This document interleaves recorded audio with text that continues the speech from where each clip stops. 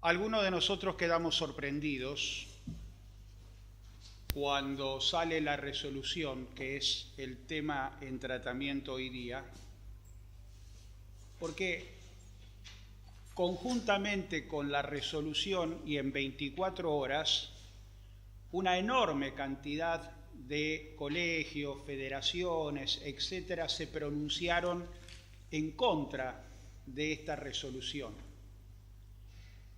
En consecuencia, primero, nos sorprendió la velocidad con que se respondía.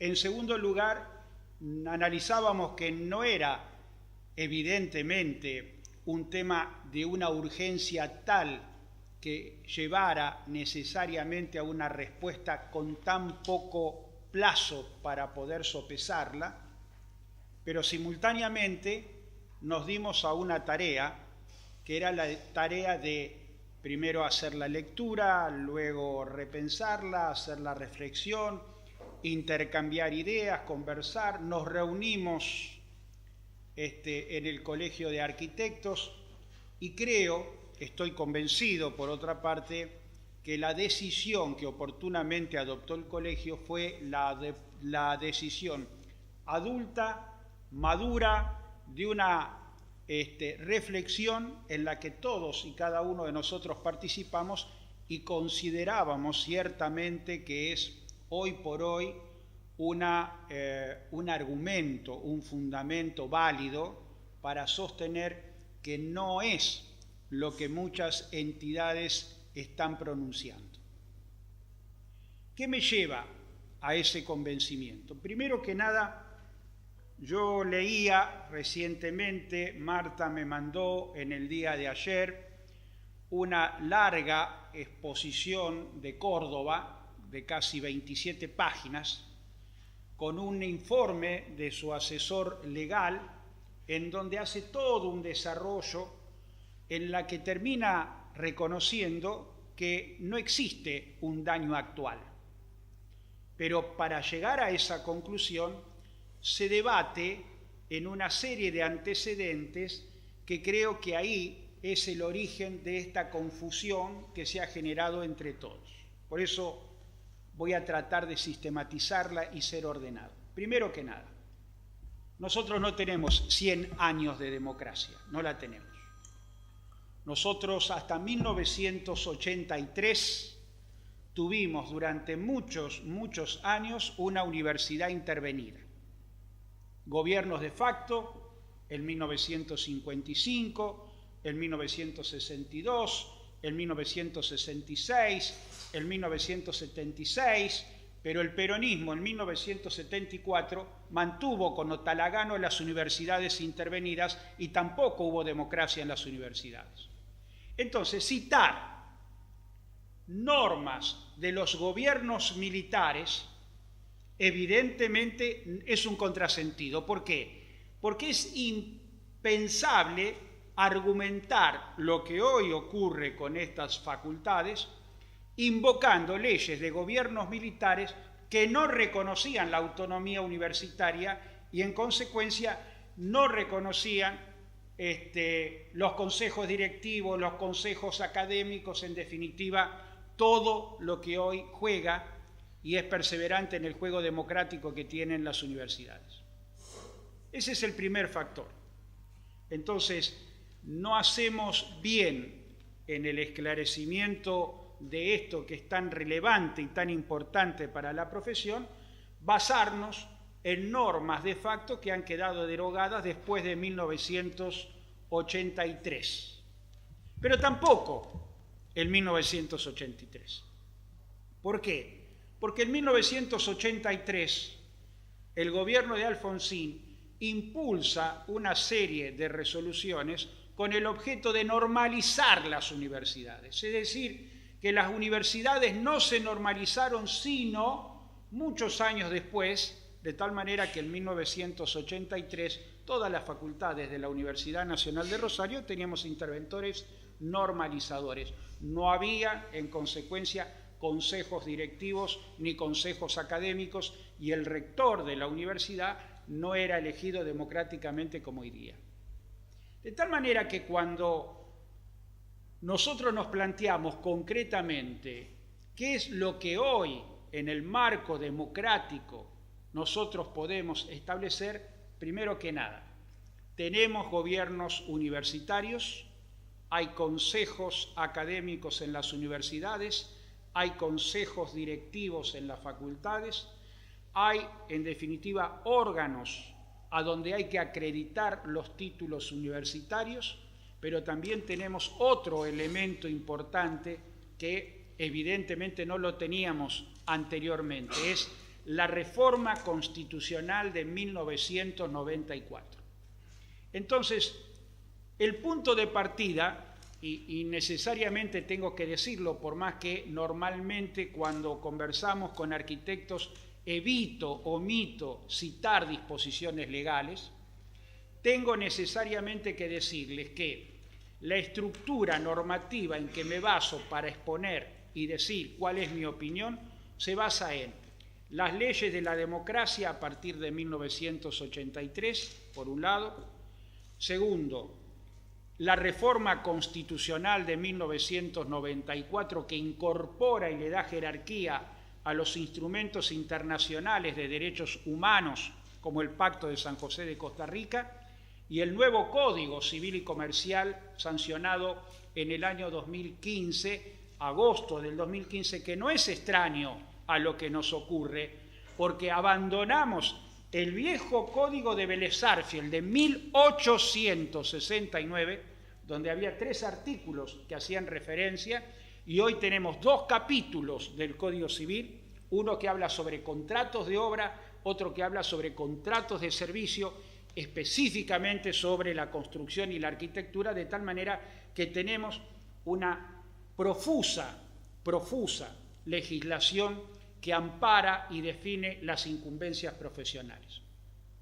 Ahora bien, dicen, a mi juicio y en mi interpretación y con manifiesto respeto a las posturas encontradas con mi criterio, dicen que se han reducido las 20 incumbencias profesionales que estaban consagradas en la resolución de 1987 y posteriormente la que incorporó la incumbencia número 20 con higiene y seguridad en el 2006, han quedado reducidas a 4. Eso es mentira, no es así.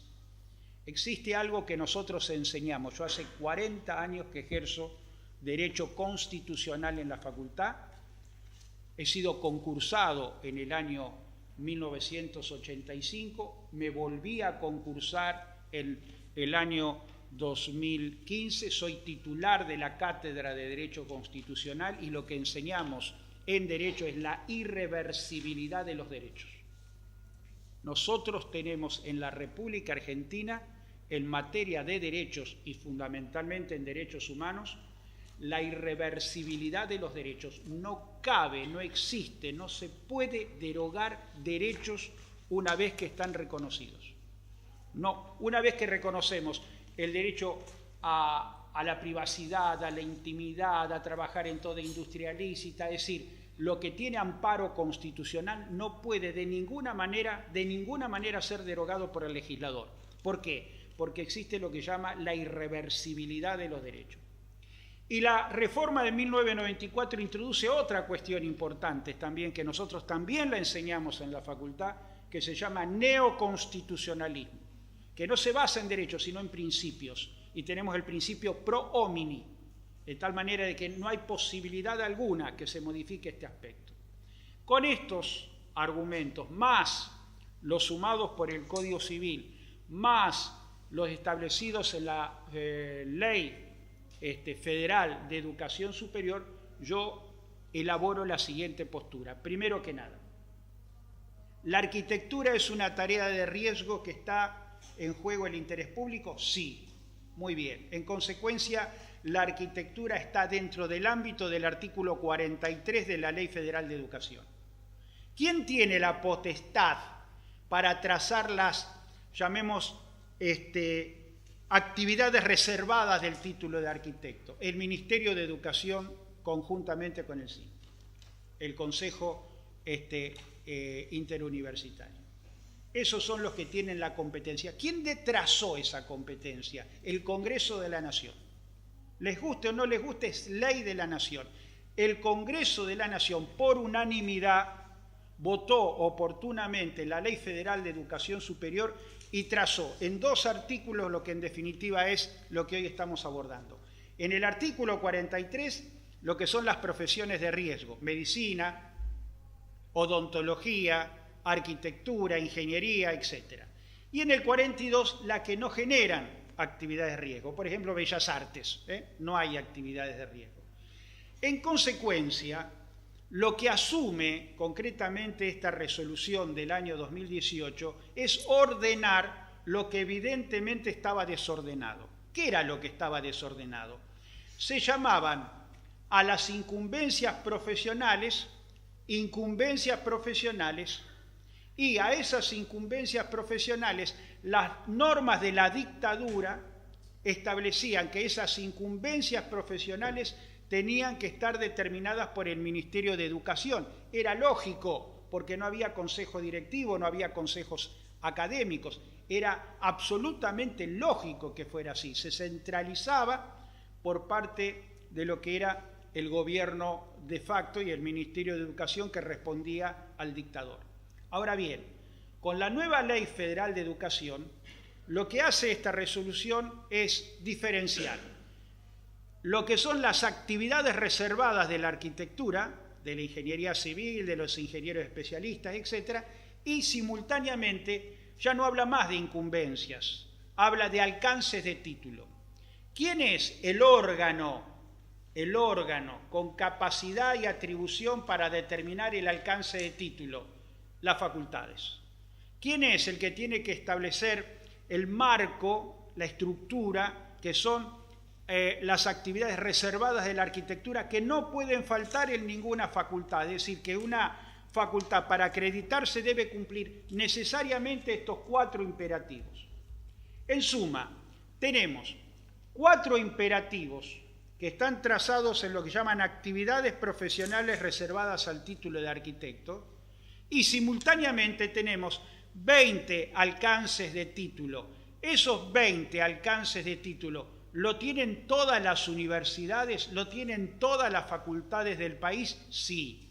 ¿Por qué? Porque específicamente y expresamente y literalmente la resolución dice, este es el punto de partida. Señores, todas las universidades parten de una premisa, todas tienen 20 incumbencias profesionales que se llaman alcances de título. Es decir, que no hay ningún riesgo de que en algún momento uno pueda pensar, no, se redujeron a 4. No, no se redujeron a 4. Punto segundo. Las actividades profesionales reservadas al título de arquitecto dicen, son 4.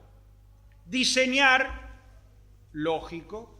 Calcular, y en esta disputa con los ingenieros que calculan, no calculan, estructura, hoy los arquitectos están en definitiva dentro de las actividades que comparten con los ingenieros civiles, calcular y proyectar estructuras, edificios, conjunto de edificios y los espacios que ellos conforman. Señores, los espacios que ellos conforman es urbanización. Los espacios que ellos conforman es urbanización, con su equipamiento e infraestructura y otras obras destinadas al hábitat humano, que es, sin lugar a dudas, lo más inteligente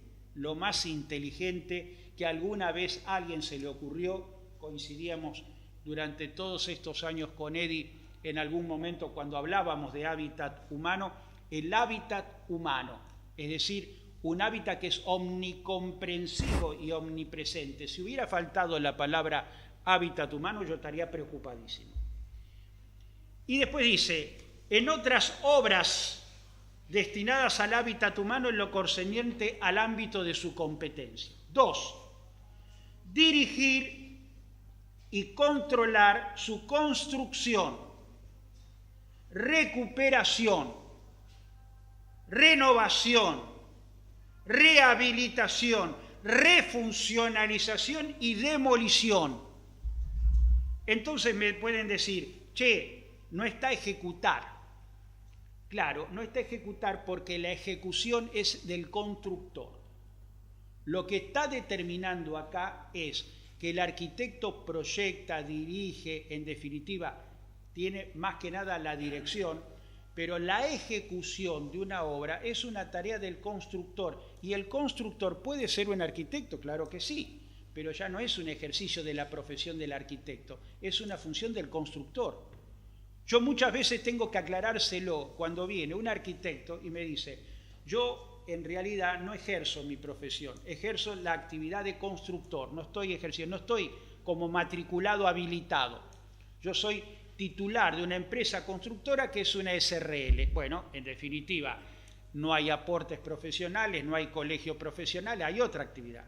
Pero puede ocurrir que el constructor sea arquitecto, en consecuencia tenga derecho a la vez de establecer un precio por la obra, cobra un dinero por la obra, también cobra aportes. ¿Por qué? Bueno, porque hizo el proyecto, porque conduce la obra, porque hace la dirección de obra, porque hace la administración. Entonces, no confundamos que cuando hablamos de ejecución, lo que está queriendo decir acá es que la ejecución, en definitiva, no es una tarea reservada de la arquitectura. Es más, usted me podrá decir entonces, no, diseña, proyecta, dirige, controla, recupera, renueva, rehabilita, refuncionaliza y demuele. Es decir, está todo el ámbito que encierra la construcción. Certificar el funcionamiento y o condición de uso o estado de lo mencionado anteriormente, señores, regularización de obra.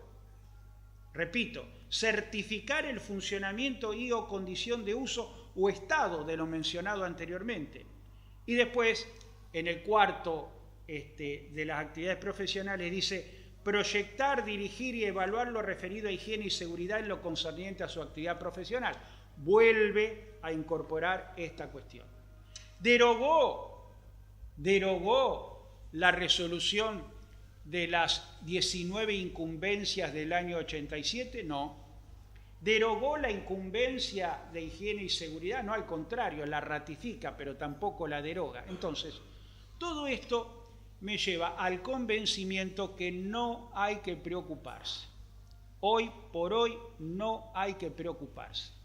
En estas 27 páginas que el Colegio de Córdoba le manda a Marta, que es un informe del asesor jurídico, después de comenzar el desarrollo por los antecedentes de las normas de facto, sugiere, como medida judicial, la posibilidad de hacer reclamos administrativos, una alternativa, amparo, otra alternativa, acción meramente declarativa, tercera alternativa, pero lo más curioso es que después de decir qué es lo que podríamos eventualmente hacer en el ámbito judicial, dice, no surge clara la existencia de un daño actual, cierto, invocable aún. Sí podría quizá invocarse un daño eventual y probable futuro, es decir, lo que está planteando es la eventualidad de lo que hoy llamamos un daño temido. El daño temido tiene que ser un daño cierto, va a ocurrir, no sabemos cuándo, pero va a ocurrir. Y esto evidentemente acá no ocurre, estaríamos prejuzgando. Puede ocurrir o puede no ocurrir. A ver, lo que tenemos que acostumbrarnos en definitiva es a lo siguiente. En el ejercicio democrático de las facultades tenemos que participar de los consejos directivos. Tenemos que lograr hoy que tenemos 20 alcances de título, que sean 25, que sean 30, que nunca sean 18 ni 17. Tampoco van a poder ser 18 ni 17 porque, insisto, existe lo que llama la irreversibilidad de los derechos. Entonces, con todos estos argumentos, yo le sugerí, por supuesto, mi dictamen o mis informes o mis asesoramientos, igual cuando trabajamos con Marcelo Legar, no son vinculantes, son decisiones que toma el cuerpo, pero entendimos como asesores responsables que somos, y con toda la experiencia desde el año 1993 que estoy actuando como apoderado y abogado de arquitectos, es que no es realmente una cosa alarmante, sino que al contrario, nos genera un desafío participar en las facultades para consolidar precisamente más alcance de títulos de lo que tenemos. Esto es más o menos sintéticamente lo que quería señalar.